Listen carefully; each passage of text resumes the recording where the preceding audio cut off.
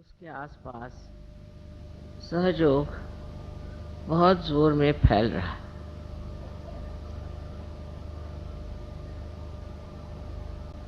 ये एक बड़ी आश्चर्य की बात है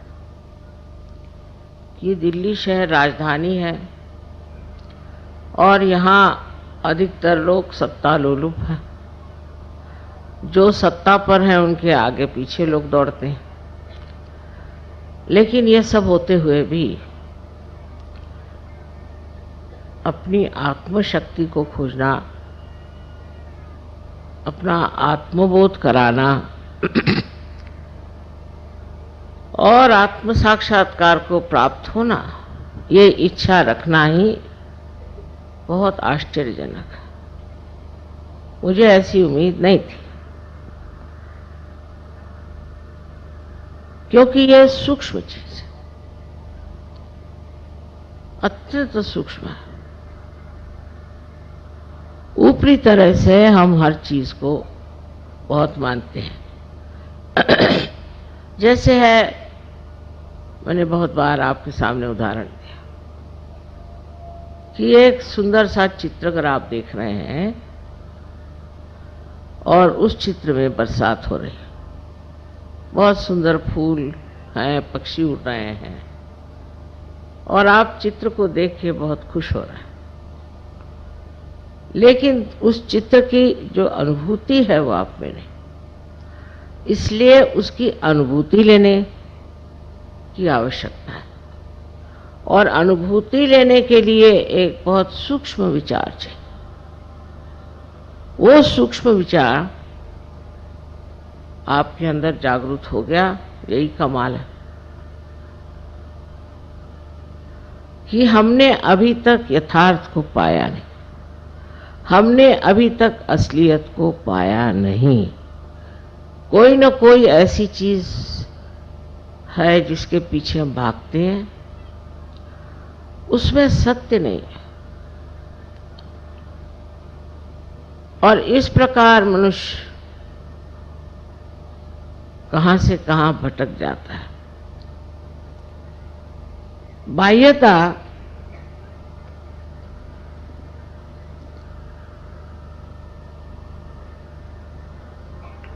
धर्म के अवलंबन में मनुष्य भागता है। मेरा ये धर्म है, मैं बड़ा ऊंचा हूं। दूसरा कहेगा मेरा धर्म है, मैं बड़ा ऊंचा। तीसरा कहेगा मेरा ये धर्म है, मैं बड़ा ऊंचा। और बहुत से ऐसे भी हैं जो कहते हैं कि जो हमको मिलना है हम ही पालेंगे, हम क्यों सहयोग करें, हम खुद ही से पालेंगे। इस प्रकार दो तरह के लोग देखे गए।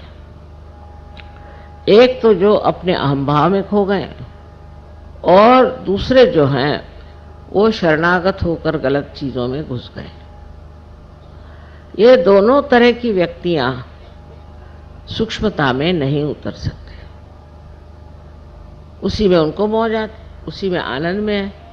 एक सोचता है कि मैं तो बस इस चीज में पड़ा हूं, अब मैं बस रात दिन भजन कीर्तन सवेरे 4 बजे उठ करके पठन करते रहता हूं।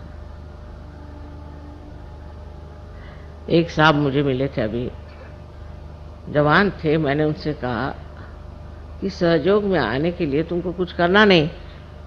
कहले कुछ नहीं करने का। मैंने कहा नहीं, कुछ नहीं करना। तो कहने लगे फिर सुबह से उठ के करना क्या? कुछ तो करना ही चाहिए सुबह से उठ के।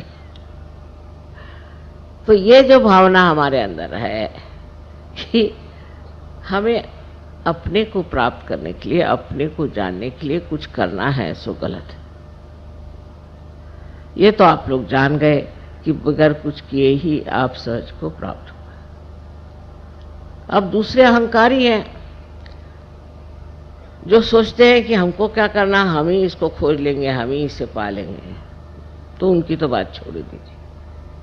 उनसे भिड़ने से अपनी खोपड़ी खराब करने से कोई नहीं। और दुनिया में सभी लोग होंगे ऐसे, ये भी सोचना मेरे ख्याल से गलत बात है। बहुत से लोग लेकिन इस कलयुग में परिवर्तित हो जाएंगे।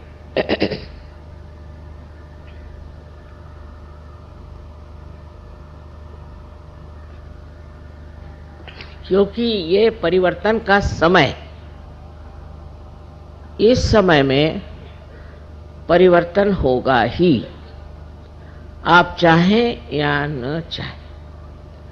किंतु चाहने पे इस परिवर्तन की जो सूक्ष्मता है उससे आप पकड़ लेंगे।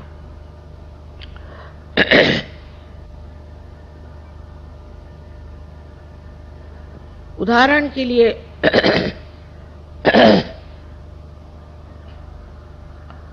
मैं कहूंगी कि रशिया देश, जो कि भगवान के बारे में कुछ नहीं जानता था, जिसने परमात्मा का नाम भी नहीं सुना था और ना उनको परमात्मा की बात करने की इजाजत थी, न ही कोई वो धर्म की बात जानते थे,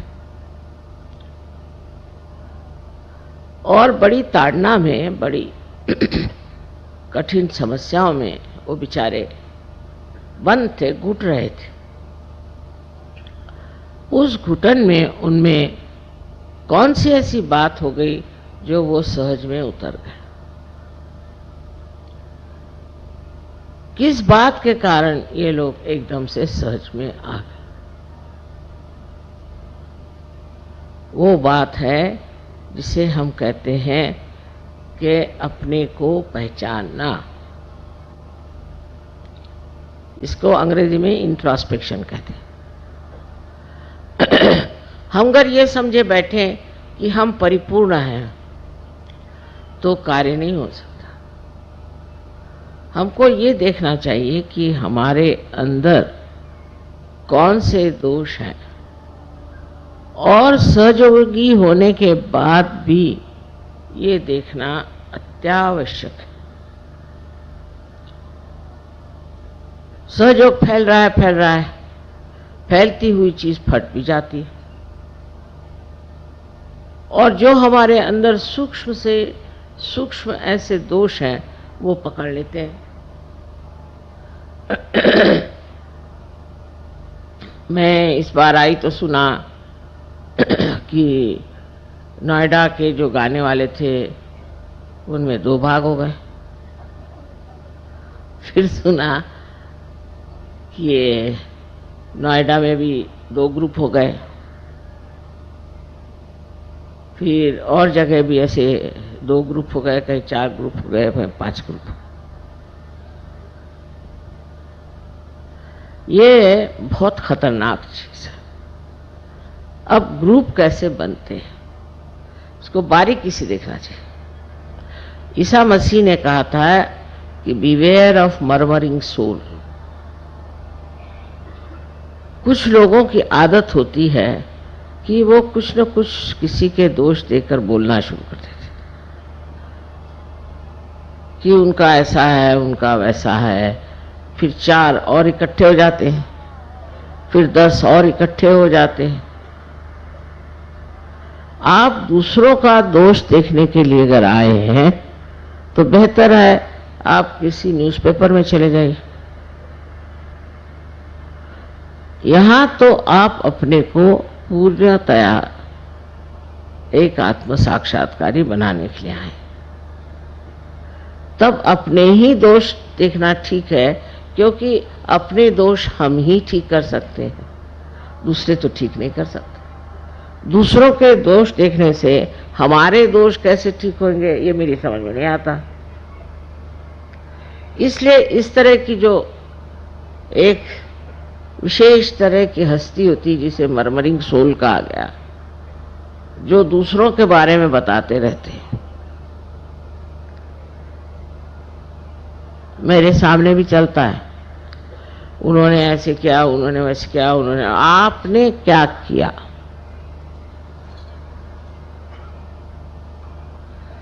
ऐसे चक्कर चल पड़ते हैं। इसलिए जब सहयोग बढ़ता है तो उसके साथ ये भी देखना चाहिए कि वो तितर बितर न हो जाए, उसकी घनिष्ठता बढ़ती रहे। हमारे अंदर एक और बड़ी विशेषता है कि सहयोग का जो नाटक है उसमें लोग सोचते हैं कि लीडर माने हम लीडर हैं, वो लीडर है, वो लीडर, एक मजाक है। लीडर वीडर है क्या? कुछ नहीं।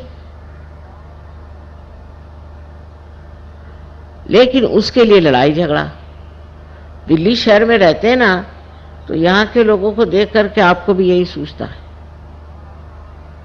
ये सब नामधारी है, इसमें कोई खासियत नहीं।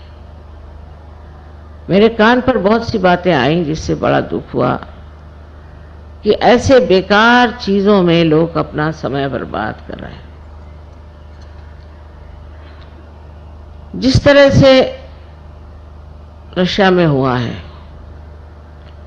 वैसा होना शायद यहाँ संभव न हो, क्योंकि हम लोग अमन चैन से हैं, सब कुछ ठीक ठाक है, ऐसा कोई दबाव हमारे ऊपर नहीं।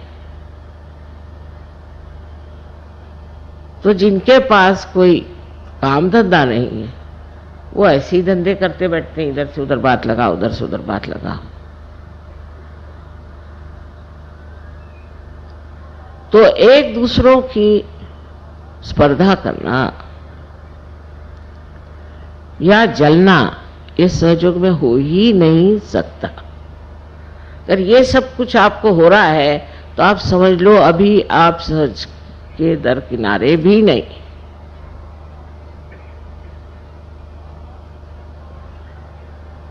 अपनी ओर नजर करके देखिए कि आप क्या क्या गंदगी इकट्ठी किए हुए हैं, जिनकी सफाई होना नितांत आवश्यक। अपना देश तो मशहूर है कि हम लोग बहुत झगड़ालू हैं, आपस में झगड़ते ही रहते हैं, कभी एक दूसरे से पटती नहीं। और हम तो कहते हैं ये प्रेम की महान शक्ति है।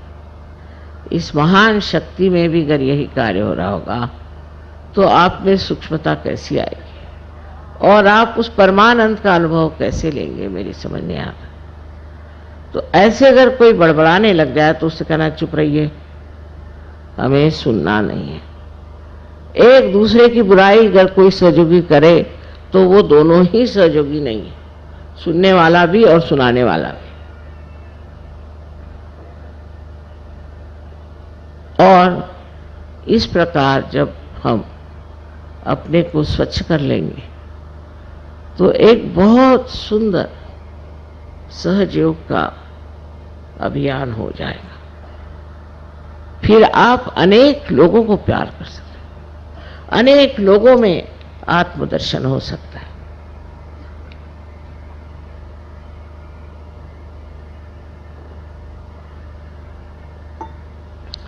अब अपनी जिम्मेदारी को आप समझें। आज संसार में रोज अखबार पढ़िए तो रोना ही आता है, क्या न क्या गड़बड़ हो रही है, हर तरफ से कैसा आतंक मचा। ऐसी समय में आप संत हो गए, आप आत्म साक्षात्कार हो गए, आप इतने ऊंचे स्थान पे चले गए। अब आपकी जिम्मेदारी ये है कि ये जो कुछ गड़बड़ियां इसको अपने आत्मबल से रोक लें, इसे ठीक करें। आपको लड़ने झगड़ने की किसी चीज की जरूरत नहीं है, क्योंकि आपके अंदर वो आत्मबल है जिस बल बूते पर आप ये जो तनाव, जो झगड़े, जो आफते आज अपने देश में हैं उन्हें पूरी तरह से आप ठीक कर सकते। दूसरी सहयोग की महत्ता यह है कि जो ये लोग अपने को आज तक समझे बैठे हैं कि वह हम कुछ भी करें, चोरी करें, चकारी करें, ये करें, वो करें, चल नहीं सकता। अब सब चीज जो है प्रकाशित होगी, सब चीज प्रकाश में आएगी। जो गड़बड़ करेगा वो प्रकाश में आएगा। इसलिए आपको सतर्क रहना चाहिए और ऐसे लोगों के पीछे जाने की कोई जरूरत नहीं। धर्म का मतलब सिर्फ इतना ही नहीं कि धारणा करना और आप साधु बाबा बन के और समाधि लगा के बैठ गए, बिल्कुल ये सहयोग में मतलब नहीं, और जगह होता हो। लेकिन धर्म का मतलब ये है कि जो धर्म आपने धारण किया, जिस धर्म के कारण आपके अंदर इतनी विशेषताएं आ गई, जिसके कारण आज आप आनंद विभोर हैं, वो धर्म भी दूसरों में बांटे और इस धर्म के अपने माध्यम से दर्शन दें। आपको देखकर लोग कहें कि ये कोई विशेष है। लेकिन आप अगर और लोगों की तरह ही आपसी लड़ाई और तमाशगिरी करें तो कौन मानेगा कि आप सहयोगी हैं? आपकी शांति, आपका औदार्य और आपकी सहिष्णुता, सब कुछ एक साथ देख करके कोई भी अचंभे में पड़ेगा। और आपके अंदर सारी शक्तियां हैं, आपको हाथ चलाने की जरूरत नहीं, कुछ कहने की जरूरत नहीं। करने वाले बहुत बैठे हो, आप जानते हैं इस बात को, और वो जो करने वाले हैं वो सब कर बैठेंगे, सिर्फ आप शांतिपूर्वक अडिग देखते मात्र रहें। सारा नाटक आप देखते रहें जो आप कर सकते हैं। तो एक तरफ तो अपनी ओर नजर होनी चाहिए कि मैं क्या कर रहा हूं, मैं कौन से गर्त में घुसा जा रहा हूं, ये चार लोग बड़बड़ा रहे हैं, मैं इन्हीं के साथ लग गया हूं क्या? और दूसरी तरफ नजर बाहर कि मेरे कारण कुछ लोगों को लाभ हो रहा है कि नहीं, कि मैं अपने स्वार्थ के लिए सहयोग में आया। अब पहले से हालत बहुत ठीक है। शुरू में तो ऐसी चिट्ठियां आती थी कि बस मेरे माँ के बाप के फलाने के ठिकाने के टुकाने के कुछ के उसको बीमारी हो गई, माँ उसे ठीक करो। सारे दुनिया के ठेकेदारी और सहयोगी भी बहुत लगे रहते थे। अब वो चीज छूट गई, उतनी खुदगर्जी खत्म हो गई।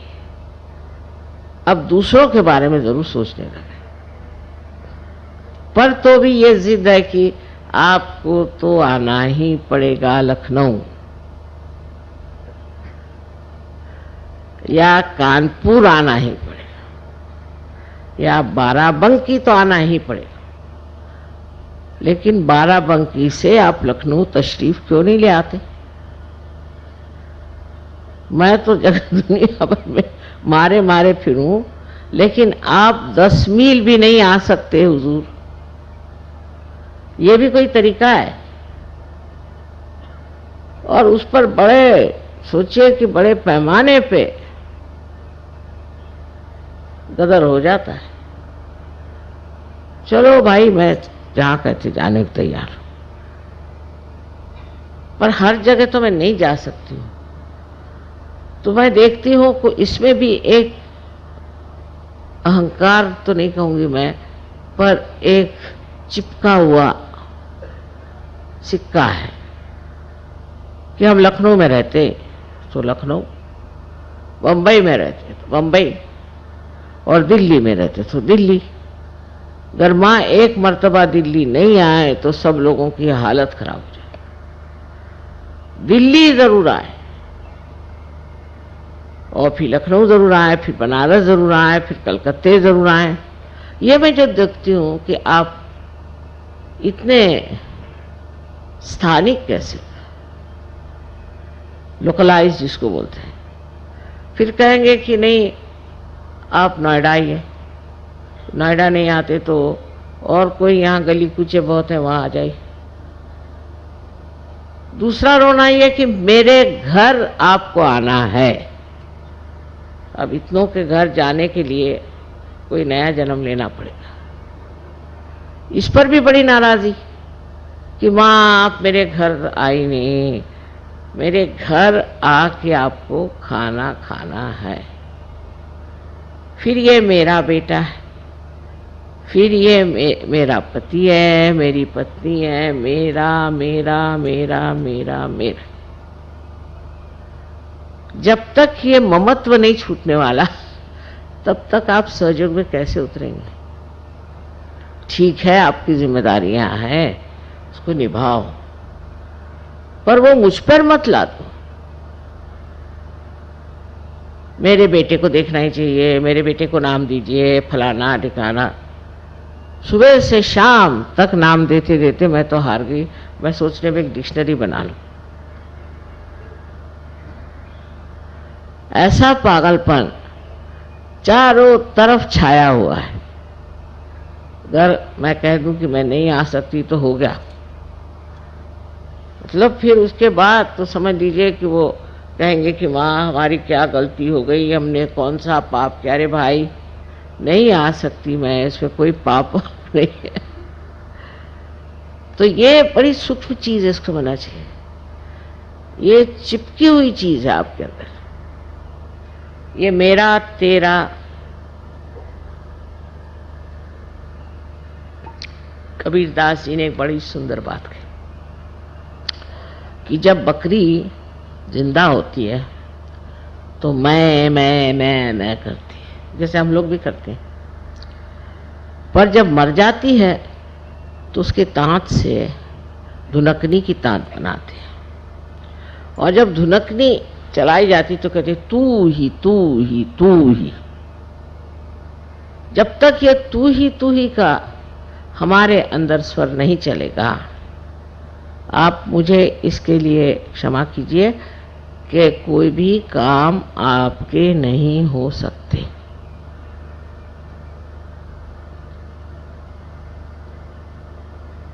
अगर आप करके सब दिखा सकते हैं तो कर लीजिए, पर अगर आप उस पर छोड़ने की क्षमता रखें और कहें तू ही तू ही तू ही, तो वो तो करके दिखाई देगा। और जिसने इसका अनुभव किया वो तो तू ही भी नहीं कहता है, वो जानता है कि वो है। ऐसे काम बनते हैं कि मुझे एक साहब बता रहे थे कि रोज कम से कम 20-25 मिराकल्स घटित होते हैं हमारे साथ। तो अब सोचने की बात क्या रही, जब आप परमात्मा के साम्राज्य में आ गए, पूरी तरह से आपको ये विश्वास कर लेना चाहिए कि एक आप बहुत महत्वपूर्ण नागरिक हैं उस साम्राज्य के जहां पर सारे देवदूत आपके शरण में हैं। जो कुछ भी कमी हो उसे वो पूरी कर देते हैं, लेकिन उसका देखना भी आना चाहिए, उसकी दृष्टि भी होनी चाहिए। अगर आपके ऊपर हजारों ऐसे नज़ारे उतारे जाएं और आप देख ही नहीं सकते तो फायदा क्या, अंधों को दिखाने से फायदा क्या। इस प्रकार के आप सबको अनुभव आए, लेकिन सबसे बड़ा अनुभव यथार्थ का। यथार्थ माने वास्तविकता। यह अनुभव जितना सूक्ष्म है उतना ही वो विस्तार पूर्वक है। यथार्थ में जब आप देखते हैं तो आपको दिखाई देगा कि आप कोई छोटे नहीं हैं, और आप बिल्कुल छोटे भी हैं और तो भी आप सारे आकाश में समाये। जैसे कि एक बूंद समुद्र में मिल जाए तो वो क्या देखती है कि वो समुद्र हो गई। अब समुद्र जहां जाए, जहां ले जाए, जो करे उसके साथ वो घूमती रहती, भटकती रहती, नाचती रहती। उसको अपना अस्तित्व ही जब नहीं रह गया तो वो झगड़ा किससे करे। और क्यों करें? जो हमारी जिंदगी थी उससे हम बहुत बेहतर हो गए, ये तो बात माननी पड़ेगी, इसमें तो कोई शक नहीं। लेकिन अभी थोड़ा सा रास्ता और तय करना है। पहले तो अपने ममत्व को देखो। इस ममत्व के कारण अनेक प्रश्न खड़े हो जाते हैं।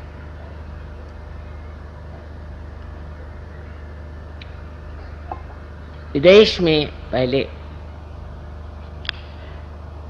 माँ बाप बच्चों की कदर नहीं करते थे, बिल्कुल नहीं। यहां तक कि वो चाहते भी नहीं थे बच्चे हो, और हो जाए तो जो चाहते थे कि मर जाए तो अच्छा। और जब सहज में आ गए तो चिपक गए बच्चों से, फिर उनके लिए बच्चों के सिवा और कोई सवाल ही नहीं रह गए, बच्चे ही सब कुछ होगा। अजीब चीज है, एक तरह से छूटे तो दूसरे को चिपक गए। और हमारे देश में तो ये चिपकन बहुत जबरदस्त है। हम लोग यही सोचते हैं कि बच्चों के करता धरता हम हैं।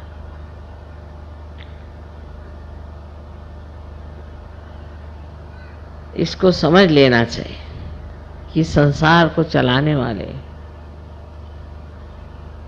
परमात्मा और उनकी परम शक्ति, वो सब इस आपके बच्चे परिवार सबको देख रहे हैं। उनसे अच्छा तो आप नहीं देख सकते, तो आप क्यों बेकार में परेशान हैं?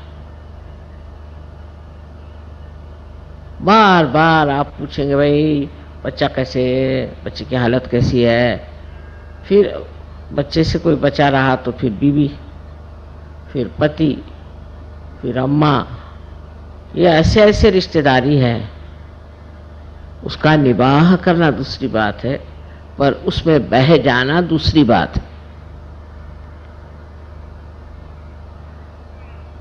इस ममत्व को तोड़े बगैर आप सहज की मर्यादाओं से बाहर नहीं निकल सकते।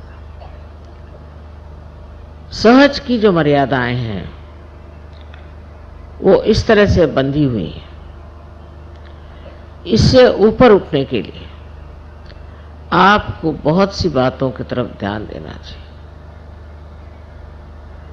छोटी छोटी बातों को मनुष्य चिपक जाता है। अब मैं नहीं कहूंगी कि आप अस्वाद में उतरे, क्योंकि ऐसे कहने पे तो उत्तर भारतीय लोग तो बिल्कुल परेशान हो जाए कि माँ कहती है अस्वाद करो। ना ना, वो तो मैं नहीं कहूँगा। लेकिन स्वाद के पीछे भागने की कोई जरूरत नहीं। रात दिन स्वाद के पीछे भागेंगे, फिर आप सहजोगी कैसे?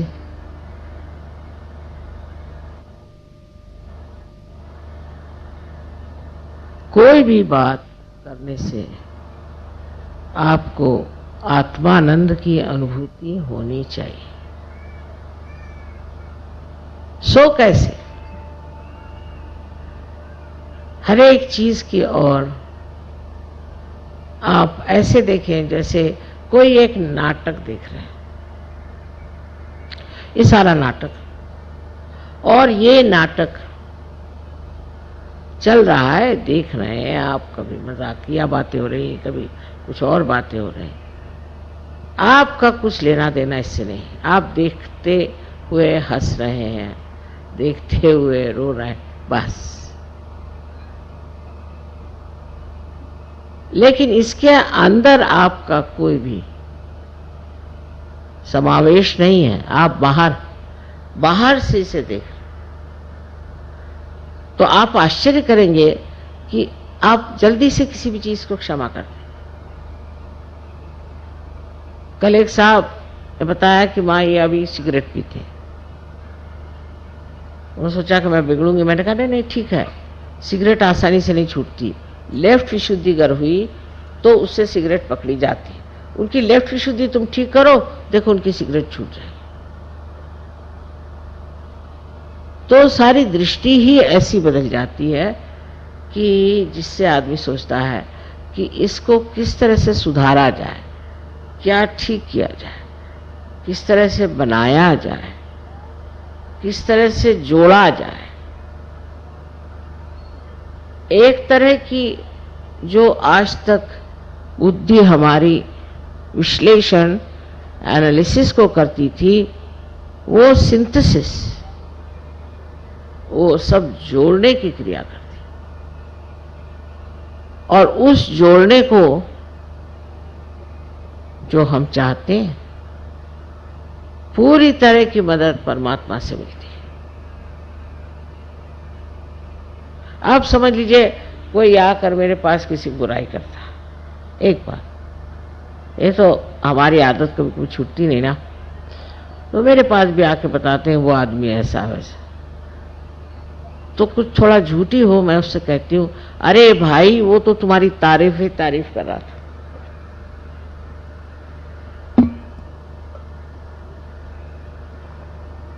वो तो कह रहा था कि तुमसे अच्छा कोई आदमी ही नहीं है। दूसरे दिन देखती हूँ कि उसी आदमी के गले में हाथ डाल के घूम रहा है। जो कुछ बुराई देखी थी वो पता नहीं कहाँ गायब हो गई। ये बात समझनी चाहिए कि हमें एक दूसरों को जोड़ना है, और वो भी ऐसा जोड़ना है कि एक को शिकायत हुई तो सबको पता हो जाना चाहिए। यही कलेक्टिविटी है। एक को तकलीफ हुई तो सारी दुनिया दौड़े, क्योंकि हमारा ये समाज, ये जीवित समाज है, मरा हुआ समाज नहीं। और इसके अंग प्रत्यंग जो है एक शरीर में बसे हुआ। अगर इस उंगली को तकलीफ होती है तो सारे शरीर को तकलीफ होती है। इसी प्रकार हमें भी सोचना चाहिए। अब ये सोचने में ये हुआ कि हम पुरानी दिल्ली वाले अगर अलग हुए और नोएडा वाले अलग हो गए, फलाने वाले अलग हो गए, मैं तो सारे विश्व की बात कर रही हूं, और आप यहां गले कूचे की बात करें। सारे विश्व में ये होना चाहिए कि एक को जरा सी तकलीफ हुई, एक देश में जरा सी तकलीफ हुई तो सारे देशों में इसकी हलचल होनी चाहिए। हो रही है, ऐसे नहीं कि नहीं होता। अब आपको बताऊं खुशी खबरी कि बहुत से जर्मन ऑस्ट्रिया में और जर्मनी में सहयोगी हैं, बड़े पहुंचे हुए लोग, तो वो निकले जाने इज़राइल। मैंने कहा कहाँ जा रहे हैं तुम लोग? माँ हम तो इज़राइल जाए। क्योंकि बात ये, हमारे जो बुजुर्ग हो गए उन्होंने उनको बहुत सताया, मारा पीटा, तो हम तो इज़राइल जाते। मैंने कहा इनको कौन सुनेगा वहां भाई, ये तो जानी दुश्मन उन लोगों के। ये वहां गए और इज़राइल देश को खड़ा कर दिया सहयोग।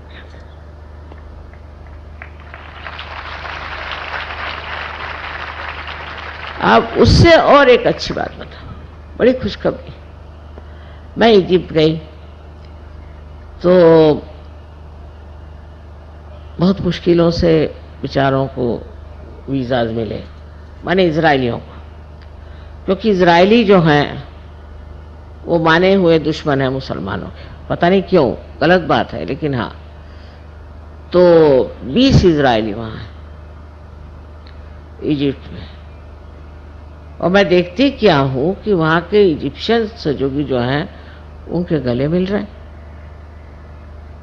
उनसे प्यार की बातें कर रहे हैं। आनंद की बात है कि इज़राइल से इतने दूर से इजिप्ट में आए और वहाँ के इजिप्ट सहयोगियों से दोस्ती कर ली। फिर सारे वहाँ पे कैरो में जहाँ जाना वहाँ सबसे बात करना, ये करना, वो उनके लिए मिठाइयाँ लाए। ये सूझता कब है? मैंने नहीं कहा, ये अंदर से ही सूझता है कि भाई इजिप्ट के लोग हमसे दूर हैं, हमारे दुश्मन हैं, चलो वही प्यार का करिश्मा देखें।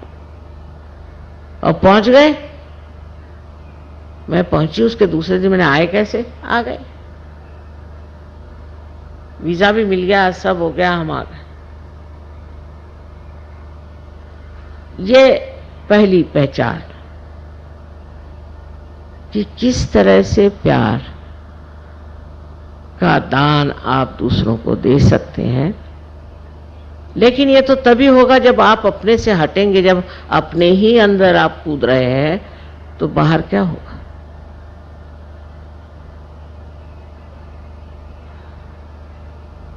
अब कल मुसलमानों ने जो कव्वाली गाई, आप लोगों ने खूब मजा उठाया, देखा। ये मुसलमान भी कितने दिन बाहर रह सकते हैं, ये भी अपने अंदर घुसेंगे, आप देख लीजिए।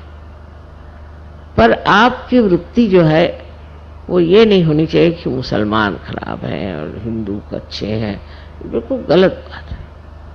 यहां तो जातीयता इतनी जबरदस्ती, वो तो हट गई। अमेरिका में देखिए बहुत बड़ा प्रश्न है काले और गोरों का। हम लोगों को तो वो ब्राउन लोग कहते हैं, ना इधर के रहे ना उधर के, पर काले और गोरे वहां बड़ा झगड़ा। लेकिन सहयोग में आपको समझ में नहीं आएगा, सब बैठे हैं, कोई काले हैं, कोई गोरे हैं, कोई ब्राउन है, सब सहयोग में बैठे, और किसी को ख्याल तक नहीं आता कि किसकी चमड़ी कौन से रंग की है, बिल्कुल नहीं।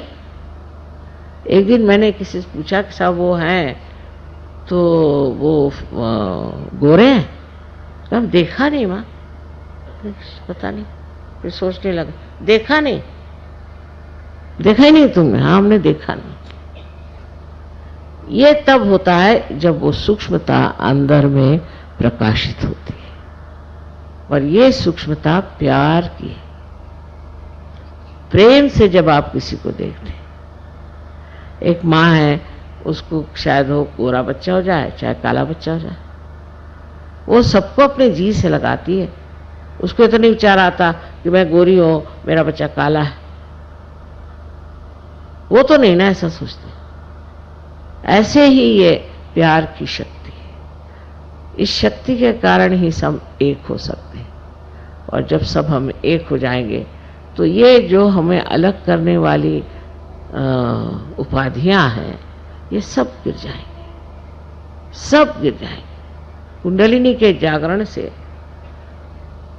जब आप अपने ब्रह्मरंध्र को छेद कर इस चारों तरफ फैली हुई पवित्र, शुद्ध, निर्मल प्रेम शक्ति को प्राप्त होते हैं, तो वो शक्ति ही आपको ये प्रदान करती है और आपको इसमें मजा आता है। पहले मजा आता था किसी से द्वेष करने में, अब मजा आता है प्यार करने। अब यहां से बहुत से लोग प्रदेश में गए, वहां से मुझे खबर भेजते, माँ यहाँ आओ, यहाँ सहयोगी बहुत कम है, हम चाहते हैं यहाँ सहयोग चले। इस प्रकार की जो एक भावना, नहीं तो ज्यादातर लोग जो बाहर जाते हैं को यही लगता है कि अब क्या मौज करें, चलो शराब पिए, ये करें वो करें। इन सहयोगियों को एक ही बीमारी कि और सहयोगी कहाँ से आएंगे, बगैर सहयोगी हम कैसे जी सकते हैं, ना क्लब जाएंगे नहीं कुछ करेंगे, बस उनको यही एक लगा। तो इस प्रेम शक्ति से एक सूक्ष्म आनंद भी झरता है, उसी के कारण हम ऐसे एक साथ एक स्वर में डोलते हैं। हमारे मेयर साहब इटली में कहने लगे कि हम लोग चर्च में जाते हैं तो 15 मिनट बाद घड़ी दिखने लगती, और जैसे आधा घंटा होता है तो सब लोग भाग खड़े हो जाते। और आप क्या जादू करते हैं कि 9-9 घंटे लोग बैठे हुए अंदर। तो मैं कोई जादू तो नहीं, बस प्यार का मजा ले रहे हैं और क्या। आनंद के सागर में डुबकियां लगा रहे हैं, और यही आनंद का सागर आपको अत्यंत स्वच्छ, अत्यंत निर्मल कर देता है, और वो ऐसी आपको शख्सियत देता है, ऐसा व्यक्तित्व देता है कि आप तो चमक उठते ही हैं, लेकिन आपको मिलने वाले भी चमक जाते हैं। तो फिर से मैं यही कहूँगी कि लड़ाई झगड़ा, इसका नाम भी मैं नहीं सुनना चाहती। कोई जैसा भी है उसके और नाटक फिर समझ के देखिए। आपका काम सहयोग में टिकने का है। आप सबको अनंत आशीर्वाद। आज उन्होंने पूछा था कि माँ कौन सी पूजा करेंगे, तो मैंने सोचा कि आज राजलक्ष्मी की पूजा करें।